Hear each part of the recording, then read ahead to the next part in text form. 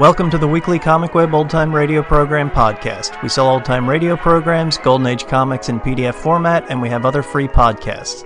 Visit comicweb.com for more information or find us on Facebook and iTunes. This week our podcast features an episode of The Six Shooter called A Pressing Engagement. It first aired on December 6th, 1953. James Stewart as The Six Shooter.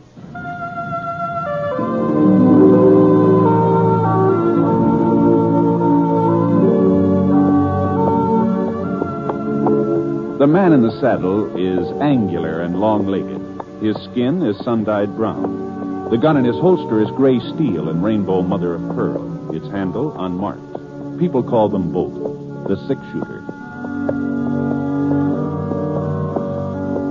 The NBC Radio Network presents James Stewart as the Six-Shooter, a transcribed series of radio dramas based on the life of Britt Ponset, the Texas plainsman who wandered through the Western Territories, leaving behind a trail of still-remembered legends.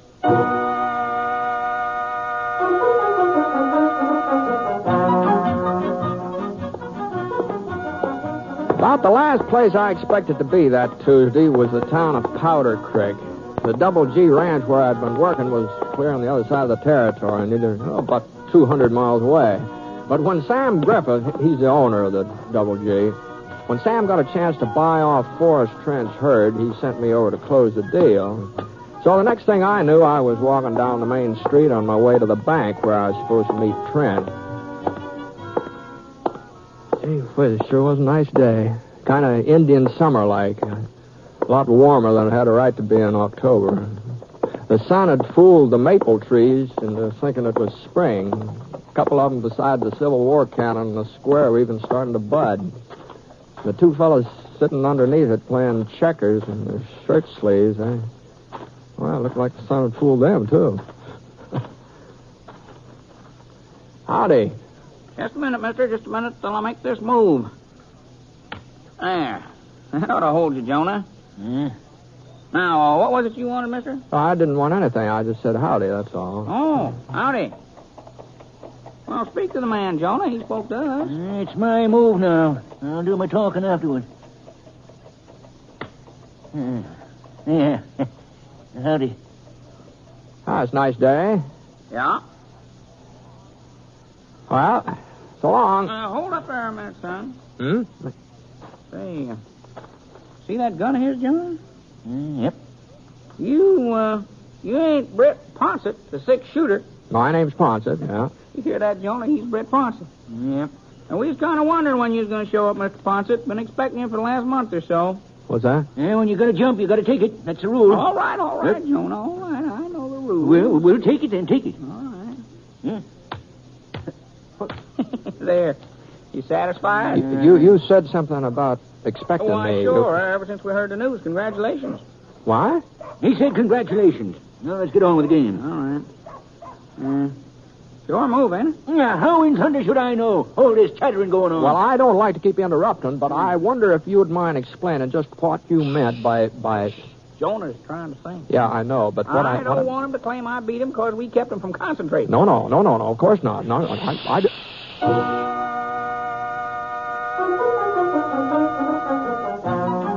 Well, I knew that the Trent cattle would turn out to be good stock. The Double G was lucky to be buying them. But since they weren't going to belong to me, I couldn't see why congratulations were in order. Unless folks in Powder Creek had heard wrong, unless they thought I was outfitting a ranch of my own. And I started to explain things to the fellows playing checkers, but they shushed me again, good and loud this time. So I gave up and went on town toward the bank. I was just passing by the newspaper office when I bumped into Quint Todd. He was editor of the Powder Creek Press, a weekly newspaper. Matter of fact, he was more than just an editor. Quint's pa had retired in the last 6 or 7 years, and he was putting out the paper practically single-handed. Good afternoon, Quint. Huh? Oh, it's you, Ponset. So you finally got here, huh? Well, I'm here, if that's what you mean. I didn't realize folks were so anxious about me. Some of us are anxious, maybe. Some of us ain't. What, are you upset about something, Quint? Why should I be upset? Well, I don't know. things are all right, aren't they? I mean, with the paper. Paper's fine. I'll save you the next issue so you can see your name in print. Well, I sure can't think of any reason why you'd be writing about me. It's customary, ain't it? What? It's customary to write about the groom. The groom? The what? What? I'm busy now, Ponset. I got a story to run down. Oh, Quint, no, I listen hope to you'll me. be real happy. Both of you. No, but Quint, hey, for Pete's sake, Quint, Quint!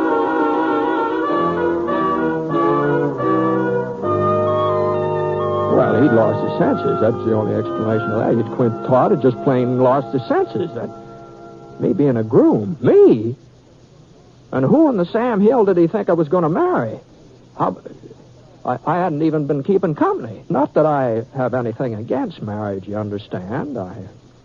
Like people say, it's an institution, a noble institution. Why, some of my best friends are married. And I suppose someday, not right away, of course, not very soon, but someday, maybe I'll... Hello, Brett. I was on my way to meet you. Huh? Hey, what's the matter? You look like you just fell off a bronc. Oh, hello, Trent. I guess I was kind of preoccupied. I was thinking about something. I reckon we shouldn't expect you to have all your faculties in good working order. Not at a time like this, huh? What? Oh, sure was a surprise. Never thought I'd see the day when some woman would put a saddle on you. What? Well, we better get over to the bank. I told Mr. Frederick we'd be there by 3 about. He's drawn up the papers. Sure.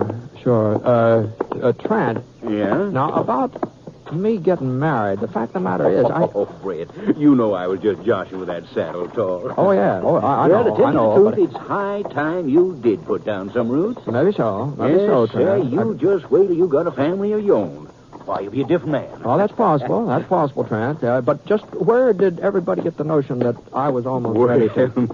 You didn't think you could keep it a secret, did you? secret? Well, you ought to know Minnie better than that. Minnie? Yeah, that's who told me. Well, of course, there'd been rumors going around for several weeks, but until I heard it from Minnie herself... Oh, wait, hold on here. You mean Minnie Flint? Well, who else would I mean? It's her niece you're marrying, ain't it? What are you acting so strange about? Look, now, I just want to get this straight. Minnie Flint told you I was marrying her niece? Well, she told everybody. I say. Well, now, Britt, I know how a man feels when he's getting ready to jump overboard. I felt the same way myself, sort of awkward and embarrassed. Well, be that as you it wish may. folks didn't know about it so they wouldn't poke fun the way they always do. But you can't blame Minnie for spreading the news. Well, I sure do blame her. Well, now, Britt, Minnie's been like a mother to Helen, raised her since she was a baby. Well, Helen ain't never had no folks of her own. I know that. Well, then, you shouldn't mind Minnie being proud. Why shouldn't she do a little bragging, huh? Well, of course. The women folks around here seem to think you're quite a catch. Oh, now listen, Diane. Now, Trent, let me tell you something. Here's the bank. I suppose that you'll want to get this business done with pronto so you can get straight over to Minnie's place, huh, Britt? Yeah. Yeah, I would like to get over to Minnie's.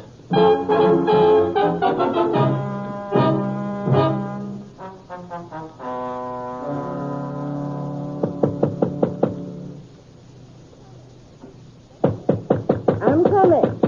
Just a minute, I'm coming. Britt, You mind if I come in, Minnie? why, well, Excuse me. Thanks. it's sure nice to see you, Britt. I didn't have any idea you were in Powder Creek. I didn't have any idea at all. Uh-huh. You're just passing through, ain't you? You're not staying. Well, some folks seem to think I am. At least long enough to get married. Oh, you've heard. Well, so is everybody else, as far as I can tell. Your announcement of my engagement seems to have blanketed the whole town. Now, Britt, Minnie. I can explain. Well, that's why I'm here. Why don't you just sit down over there on the sofa? I've got some oatmeal cookies out in the kitchen. I just made them this morning. Minnie, Yes. you just can forget about the cookies. I really don't have much of an appetite. Oh. Well. I'm waiting, Min. Well, you see, Britt, I only did it for Helen. Now, she's a fine girl, and, well, I wanted to help her out. Oh. On account of Quint Todd. They've been going together for nearly 6 years now, but he just never seemed to get around to asking her to marry him. Well, he must have his reasons. A man usually does. Oh, it's because of his father. You see, Quint's been taking care of old man Todd ever since he retired. And it must cost money, him being so sickly all the time. Uh-huh. But Quint could have married her. Helen don't expect a lot of fancy clothes in a fine house. She's the practical type. Just what has this got to do with me? Well, I had an idea. I thought if maybe there was somebody else, if Quint believed Helen was interested in another man, well, maybe he'd come to his senses and take the bull by the horns and marry her himself. You've been sort of using me as a decoy. Is that the idea? I knew you was working for the Double G. It didn't seem likely you'd be showing up in these parts. Not for the time being, anyhow. And afterward, after Quint and Helen tied the knot, then it wouldn't matter. Well, you ought to be ashamed of yourself, man. Both you and Helen. You don't think she knew about it? She didn't? Of course not. I didn't dare tell her. Why, she'd have never stood for it. Well, then how on earth did you manage to convince her that I was interested? I've got a sister living over in Black Mountain. That's not far from the Double G. No, but what I mean is, how did you ever... Well, I sent her some letters and asked her to post them for me. They was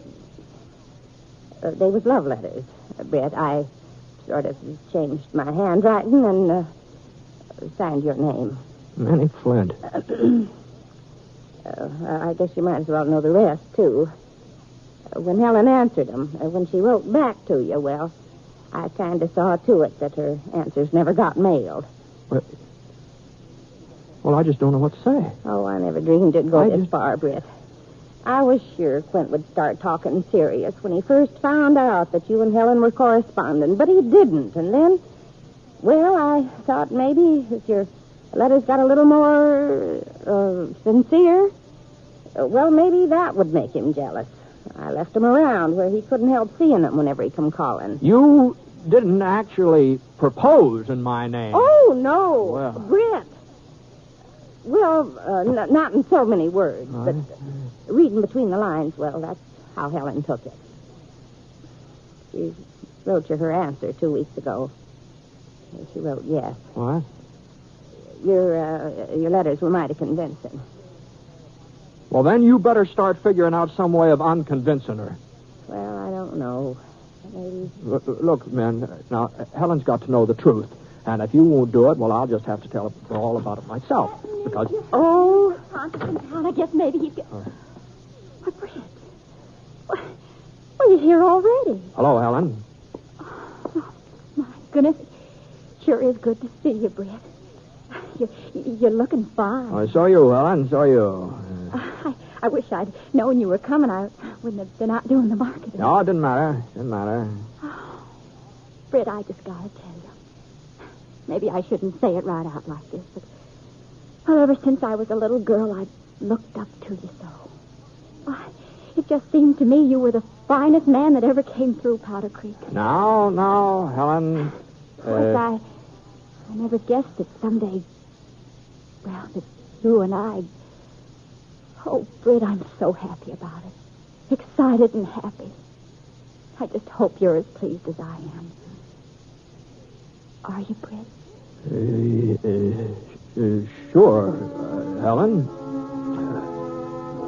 Sure.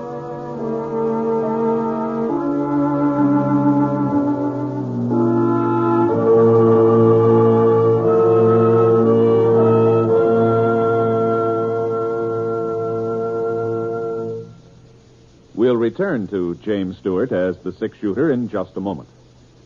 Every man and woman in the armed forces will tell you the only call that takes precedence over mess is mail call. And when a letter is more important to a hungry GI than food, you know it means something. And the truce in Korea is no reason why we should stop writing letters to our men and women in service, whether in U.S. camps or overseas. Mail from home is just as important now as it ever was. Oh, yes, and be sure to mail your soldier's Christmas packages this week. In that way, you'll be sure he'll receive them in time to make his Christmas away from home a little more cheerful.